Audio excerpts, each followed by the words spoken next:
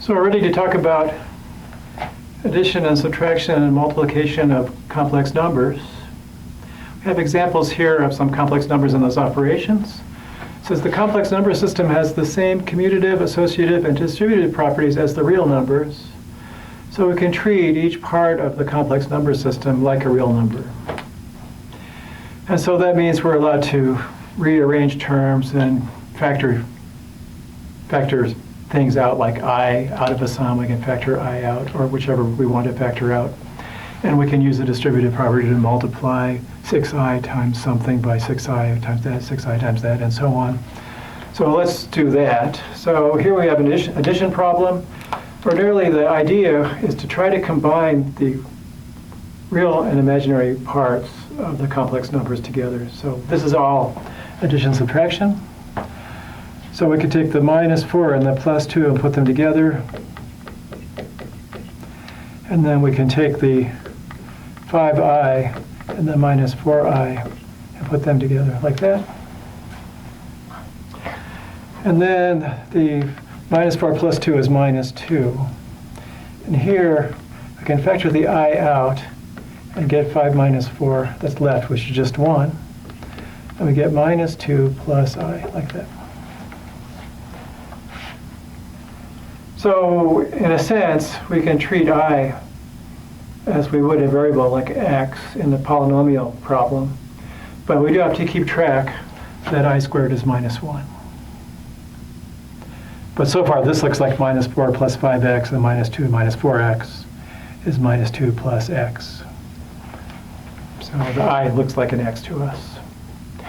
And with subtraction, we do what we usually do. We change the subtraction to addition. So 7 minus 2i plus now the opposite of each of those. So opposite of -1 is 1. Opposite of -4i is plus 4i, like that. And then, fine, we combine the real parts together as we did up there. 7 plus 1 is 8. And -2i plus 4i is 2i. Did that. So maybe I should put that step in here. We've got room for it. It's 7 plus 1 plus I times -2 plus 4, which is 8 plus 2i. Okay. And here we have a couple of multiplications. So we'll use the distributive property up here.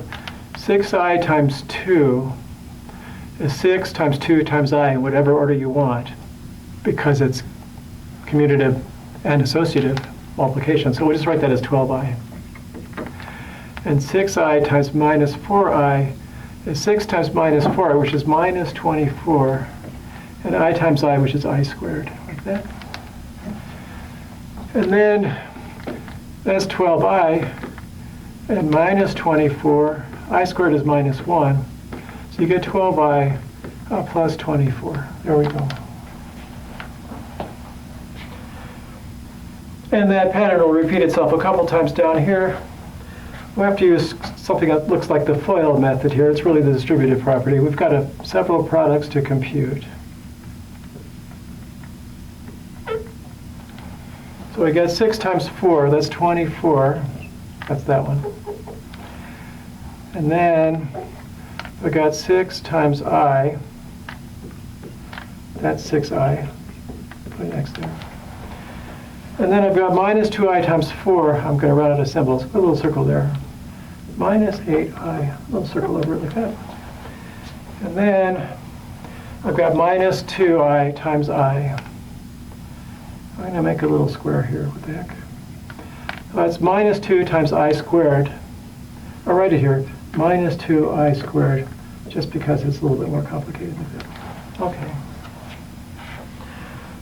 So it's a binomial times a binomial type of calculation. And so there's 4 separate terms you have to compute. This guy times both of those, and then this guy with his minus sign attached times both of those. I got the minus sign there. And then we're going to be good. We've got to remember I squared is -1. So that's 24. And here's 6 minus 8i. That's -2i. And here's I squared is -1. -2 times -1. We're getting close to the end. So that's 24 minus 2i plus 2. So that's 26 minus 2i. Okay, so we've done addition, subtraction, and multiplication of complex numbers. You might wonder why we left division off.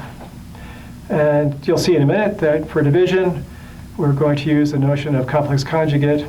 It's really what we need it for. And it's coming up down the road, but right now, we just have to be satisfied with multiplication, addition, subtraction, and we'll get on to the new stuff in just a minute.